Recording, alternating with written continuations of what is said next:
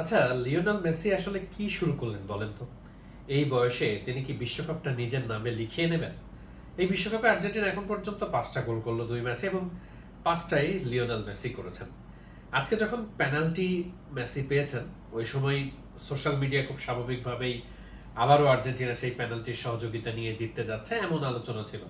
এবং সেটা তো ভিআর চেকের মাধ্যমে দেওয়া হয়েছে, প্রপার পেনাল্টিই ছিল। কিন্তু যখন লিওনেল মেসি সেই পেনাল্টিটা মিস করেছেন, তারপরে হুট করে যেন মনে হচ্ছিল আর্জেন্টিনা একটু শেকি হয়ে গেল এবং মেসিকেও ওই দৃশ্যটা বারবার দেখাচ্ছিল যে মেসি বারবার তার চুলটা চুলকাচ্ছেন, তার মাথা চুলকাচ্ছেন, মানে তিনি এই মিসটা তিনি করলেন।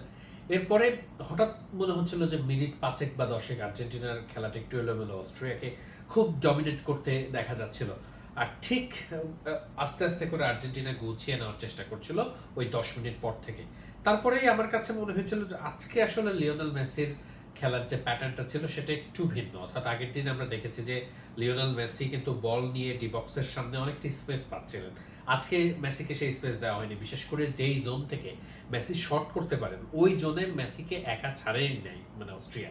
একটা পর্যায়ে গিয়ে মেসির সঙ্গে ডিপল কিংবা মেদিনা তারা ওয়ান টু ওয়ান, মানে ওই যে ব্যাক পাস যেটা সেটা করার চেষ্টা করছিল, কিন্তু কোনোভাবেই কাজ হচ্ছিল না। লিওনেল মেসি কয়েকবার ওয়ান টু ওয়ান করে ঢোকার চেষ্টা করেছেন, মোক্ষম কয়েকবার সুযোগে এসেছে, কিন্তু দারুণ ডিফেন্ডিং করছিল অস্ট্রিয়া। কোনোভাবেই স্কোপ হচ্ছিল না যে আর্জেন্টিনা একদম ওই ফাইনাল শট নেওয়ার যে টাচটা সেটা করবে।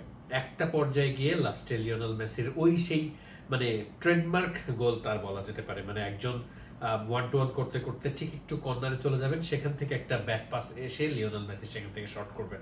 আমরা ওই পজিশন থেকে লিওনেল মেসির কত গোল আছে, মানে আমার মনে হয় যে প্রথম গোলের যে কথাটা বলছি সেটা হয়তো আপনি আহ, হিসেব করতে বসতে পারেন, অন্তত হয়তো বা ৫০ ৬০ বা তার বেশি গোলও হয়ে যেতে পারে। ঠিক ওই ওই পজিশন থেকে গোলবারের ওই জায়গা থেকে তিনি শর্ট করলে গোল হয় এবং আর্জেন্টিনার আসলে ওই জায়গাটায় মোমেন্টাম আর্জেন্টিনা পেয়ে যায়। এরপরে আমার কাছে মনে হয়েছে আর্জেন্টিনা যেহেতু অস্ট্রিয়া কিছুটা ফিজিক্যালি, তারা আমার কাছে মনে হয়েছে আর্জেন্টিনা থেকে এগিয়ে ছিল।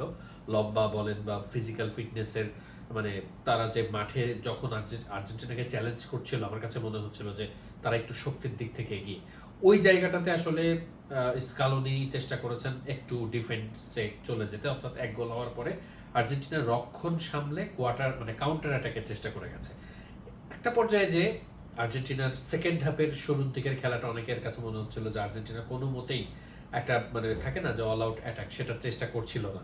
তাই মনে হচ্ছিল যে আর্জেন্টিনা কাউন্টার অ্যাটাক একটা সুযোগ পেলে শেষ পর্যন্ত সেটা সেই সুযোগটা নিতে চাইবে। আর্জেন্টিনা একেবারেই কনক্রিট যে ডিফেন্স সেটাই চেষ্টা করে গেছে শেষ পর্যন্ত এবং অবশেষে লাস্টে সেই লিওনেল মেসির আবারও গোলটা কিন্তু মেসির হবার কথা ছিল না। আলভারেজ দারুণ কয়েকটা শট করেছেন, আলভারেজই সেখানে স্কোর করবেন সেটাই সম্ভাবনা ছিল।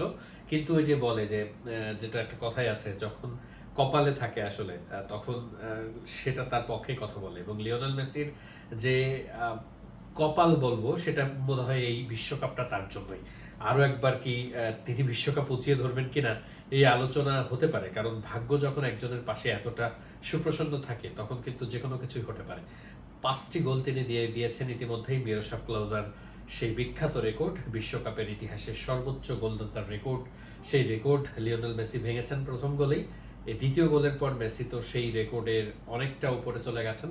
মেসির পেছনে যদিও ক্লিয়ান এমবাপ্পে ছুটছেন, কিন্তু মেসি তো এখন সর্বোচ্চ অবস্থায় আছেন এবং মেসি যদি এইভাবে পারফর্ম করতে থাকেন, আর্জেন্টিনার প্রত্যেকটা জয়ে লিওনেল মেসি যদি এইভাবে ইনভলভ থাকেন, তাহলে কিন্তু আর্জেন্টিনার সময় যত যাবে, আমরা কিন্তু আর্জেন্টিনা, ব্রাজিল বা পরাশক্তি যে দলগুলো তাদের যদি সবার কথাই চিন্তা করি, তারা যত সময় যায় তত গুছিয়ে ওঠে। তাদের দলের যে ভুল ভ্রান্তি সেগুলো ঠিকঠাক করে নিয়ে আস্তে আস্তে আরো তারা অপ্রতিরোধ্য হয়ে ওঠে এবং আর্জেন্টিনা কিন্তু নিশ্চিত করে লিওনেল মেসির এই ফর্মটাকে কাজে লাগিয়ে আর্জেন্টিনা খুব বড় কিছুর স্বপ্ন দেখা শুরু করছে এবং আর্জেন্টাইন ফ্যানরা তো নিশ্চিত করেই বাংলাদেশে কেমন সেলিব্রেশন হয় সেটা তো সবাই জানে।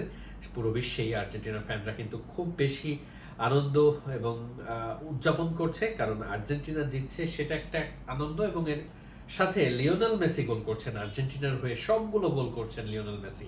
এর থেকে বড় আনন্দের, বড় উদযাপনের কিছু আর কি হতে পারে?